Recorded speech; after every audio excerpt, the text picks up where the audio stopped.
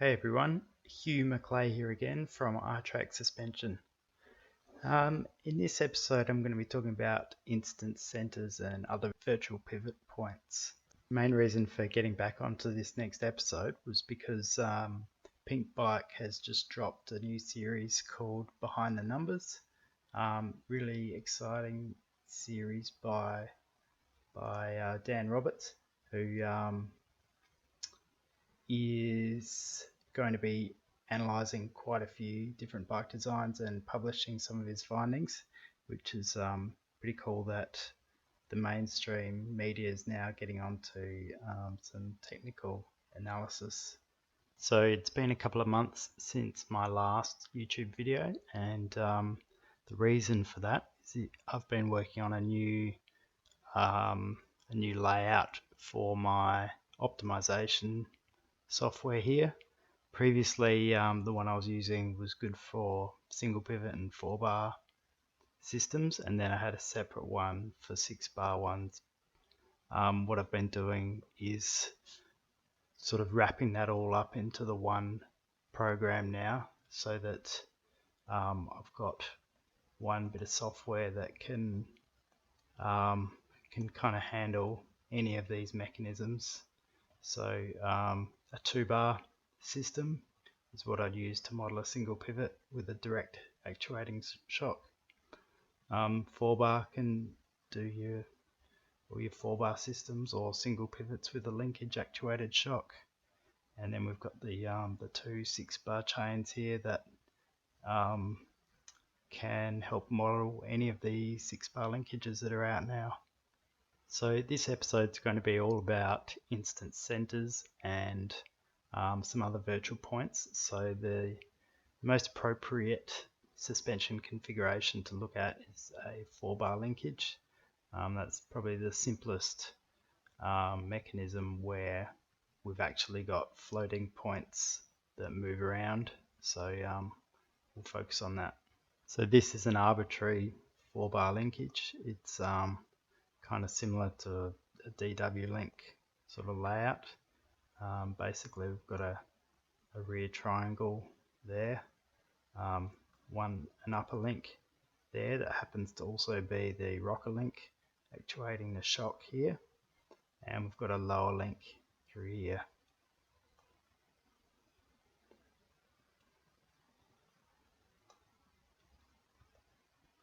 So in order to help us understand how forces are transmitted through this suspension system, which is really important for quantifying things like anti-squat and anti-rise, we can make use of a kinematic principle called instance centers.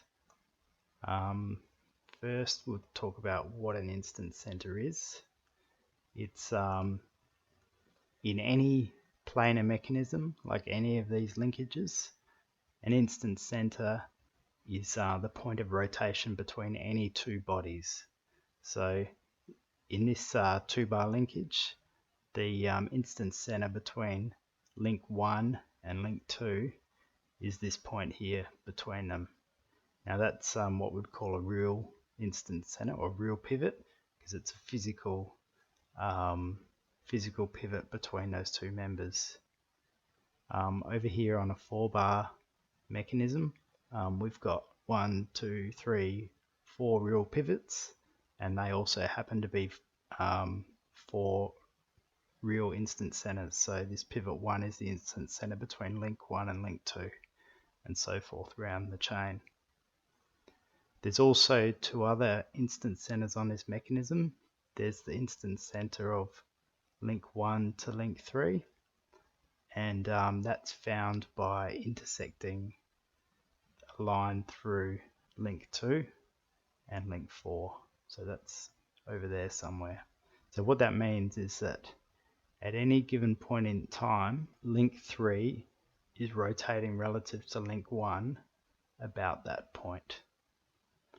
And similarly, there's an instance center between link 2 and link 4, which is found by intersecting link 1 with link 3.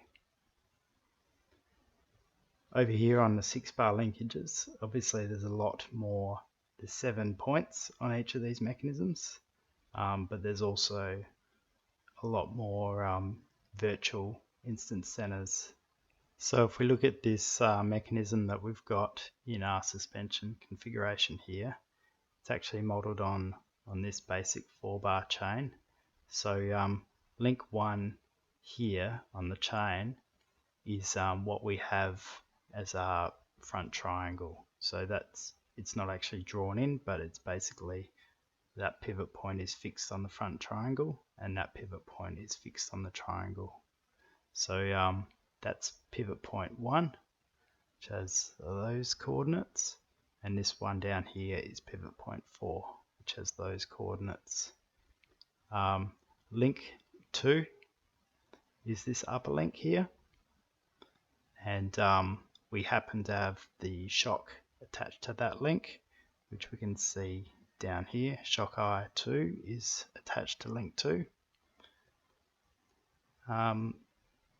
Link 3, which is that one there, is that line, and we happen to have the rear axle also attached to link 3, so that's why that forms a triangle there. That's what we've got built in there. And link 4 is that link there.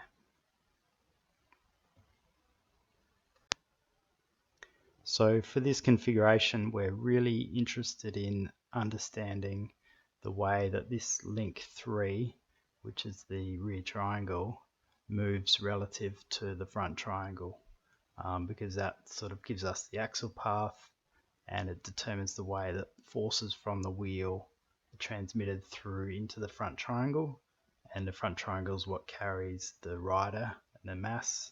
So therefore the way this swing arm moves relative to the front triangle determines how the bike reacts under braking and pedaling. So what we can do is plot this point called the instance center of link 3, which is our rear triangle link, relative to link 1, which is our front triangle link. There's also another instance center of that link, link 2 relative to link 4, but that's not really useful in this instance, so we don't bother plotting that. So what does the instance center actually tell us?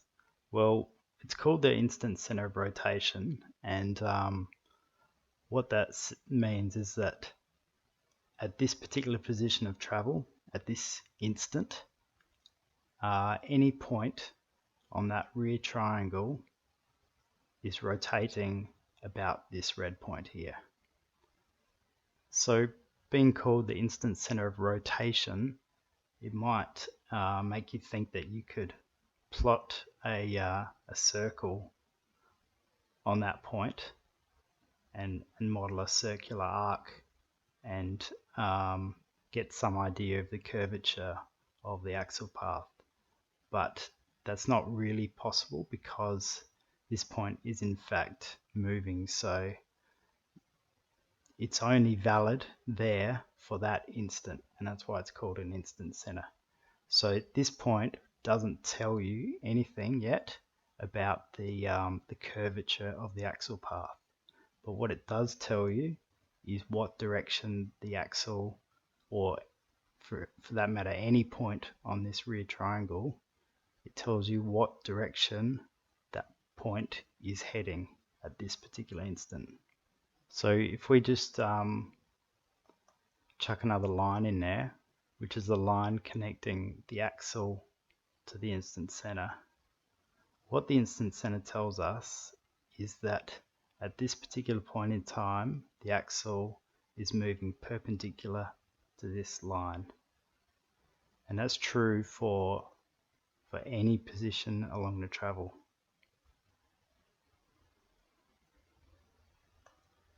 So the axle is moving perpendicular to this line, and that's all the instance center can tell us. Now what's interesting is that the instance center could be here, and we'd get the axle path moving perpendicular to this line. But the instance center could also be anywhere on that line, and the axle would still move perpendicular to this line. So there is really an infinite number of instance center locations that would produce this axle path. And if the instance centers stayed on that line, you would get the exact same axle path. So what is so special about this instance center versus any other sort of virtual point that might lie on this line? Well, this instance center is valid for any particular point on this rear triangle. So if you're interested in modeling the arc of some arbitrary point out here, you could still draw a line from that point to the instance center and know that that point is traveling perpendicular to that line. And if you come out to the extremities out here, say this point, we can draw a line from that point to the instance center and know that this point is traveling perpendicular to that line. And that becomes pretty obvious when you think about it, because this link in isolation pivots from there on the main triangle. So we know that that point is moving perpendicular to this line, and this line is actually used in the construction of the IC.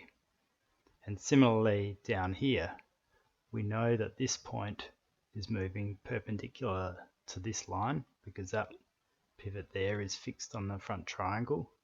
And this link is also used in the construction of that IC. So, you know, the IC there is defined as the intersection of that link and that link. So that's why that point and that point both rotate about that instance center.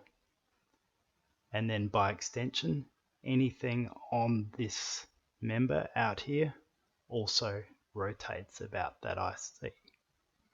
So that's why that IC is so important, because it's applicable to any point of interest on this rear swing arm.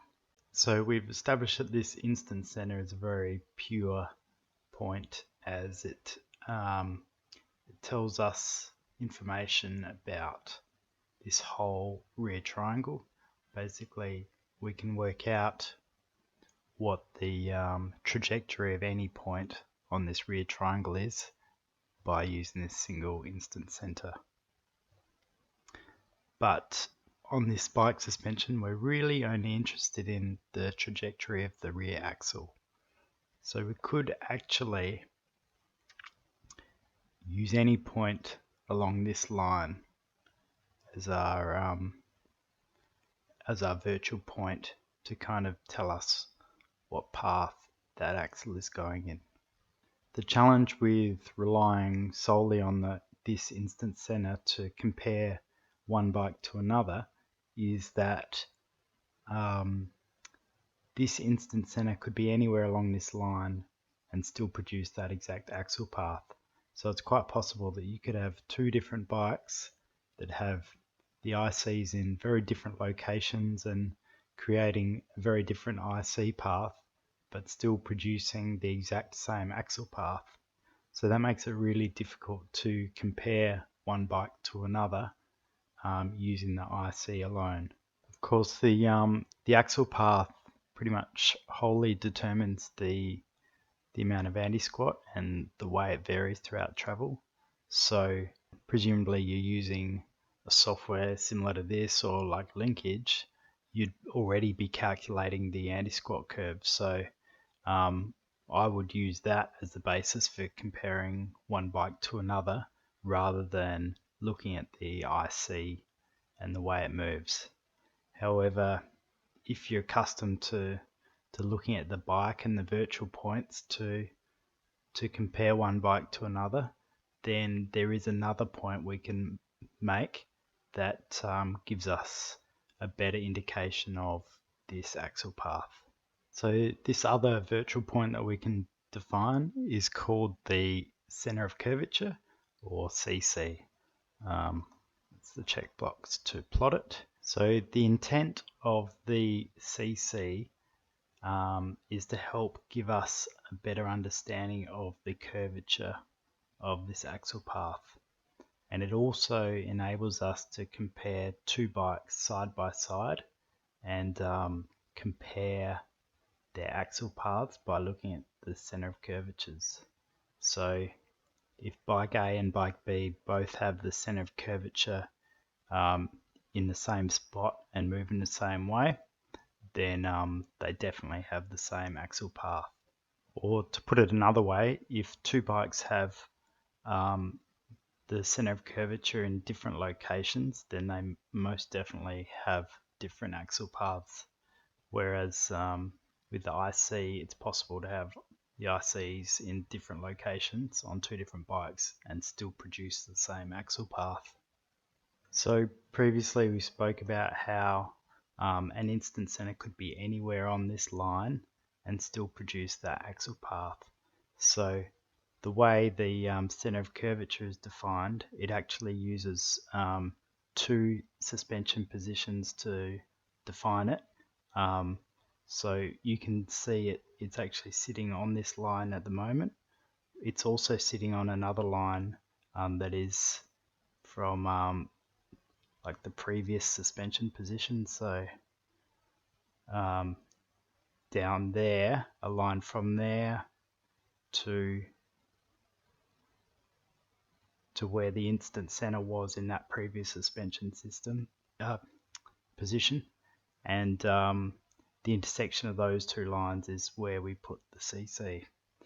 So the downside to that is that we can't measure it directly without knowledge of where the suspension is in a different position. So and the way I do it is I calculate the other suspension position. I use the previous one. So obviously when the suspension's fully extended, I don't calculate it because there's no previous position. So as soon as we move up to the second position, then we're able to calculate it. Other people might have a different way of calculating it. Maybe they could use the position after and the position before and work out the intersection of those two lines. The other thing to point out is that depending on how closely you model these suspension positions, in this software there's 101 data points, but if you use fewer points, then you're going to get slightly different results for the location of this CC depending on how close those points are together. So it's pretty important to point out that the method for calculating the center of curvature is a little bit contaminated by human process in choosing which method is appropriate. It's not a pure physics point like the IC is. So when you calculate anti-squat, the first thing you do is draw a line from the axle through that IC. By definition, the center of curvature also lies on that line. So in that respect, for calculating anti-squat, it makes no difference whether you consider the IC to be the important point or the center of curvature to be the important point. Given that you have to know the IC to be able to calculate the CC, to me it makes more sense just to skip the CC, just use the IC to do all this calculation. At the end of the day, the anti-squat curve is what I look at.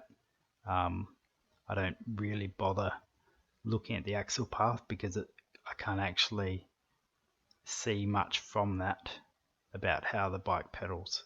Whereas if you look at the anti-squat curve, then you can get a much clearer picture. One really useful thing about the center of curvature is it helps us see how closely this axial path could be replicated by a single pivot system. So if that CC was stationary or very close to stationary, then we could say that the axial path is nearly circular, and this system could be replicated by a single pivot design. In this example, the CC is actually pretty mobile, so it's safe to say that you couldn't replicate this axial path with a single pivot configuration. So based on that, I would consider the main use of the center of curvature as a virtual point that helps us see how closely a multi-link system resembles the axial path of a single pivot. So that's a pretty long definition, but that's what I see the main purpose of this center of curvature as being. So with that definition in mind, there's also another virtual point we can model that helps us tell how closely the braking behavior of this suspension resembles that of a single pivot design. So I've plotted here the anti-rise line. So when we calculate anti-rise, we draw a line from the rear wheel contact patch through the instant center and take note of where it intersects the axis here, and then you do some calculations to get this anti-rise figure. So looking at the way this is done, the IC could actually be anywhere on this line and you'd still get that amount of anti-rise. So that means there's an infinite number of IC paths that would produce that amount of anti-rise and this anti-rise curve. So what we can do is actually model another virtual point on this line. It's actually going to be the center of curvature of this contact patch. And to do that, we need to use the current suspension position, and we also use the suspension position just before it. And we draw a line, we intersect this current anti-rise line with the previous anti-rise line and see where they intersect. And that's this virtual point. And currently it's intersecting up there. Now if we move the suspension, you can see it tracks along that line. And it actually moves quite a fair bit more than the IC does. What that tells us is that the braking behavior of this bike is nowhere near that of a single pivot. If that purple point did stay in a fairly tight location, then we could say that this suspension system had the braking behavior of a single pivot. But in this example it moves quite a way, so that we know that it couldn't possibly be replicated by a single pivot configuration. So there you go, quick summary. Center of curvature is useful for comparing the axial path of two bikes side by side. If they've got similar centers of curvature, then they're going to have similar axial paths. Now obviously if you're doing it in some sort of software like this, you can probably just look at the axial paths overlaid, but it's not always easy to see because very subtle axial path changes make a reasonable difference in the pedaling performance, so that might show up a bit clearer in the center of curvature.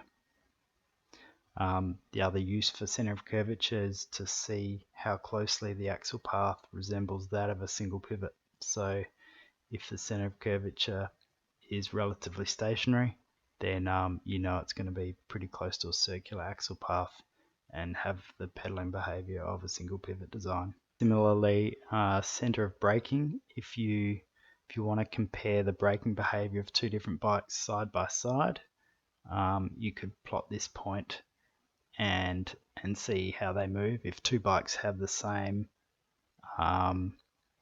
path of this virtual point, then they're going to have the same braking behavior. Alternatively, you could just look at the anti-rise curves and overlay them with each other. The other thing this tells us is that if it stays relatively stationary, then we know that it's going to have the braking behavior of a single pivot design. So there you go, all about instance centers and other virtual points. Congratulations if you've made it this far. It's a pretty heavy topic in some areas. Feel free to add any questions or suggestions in the comment section below. Thanks for watching everyone, and I'll catch you next time.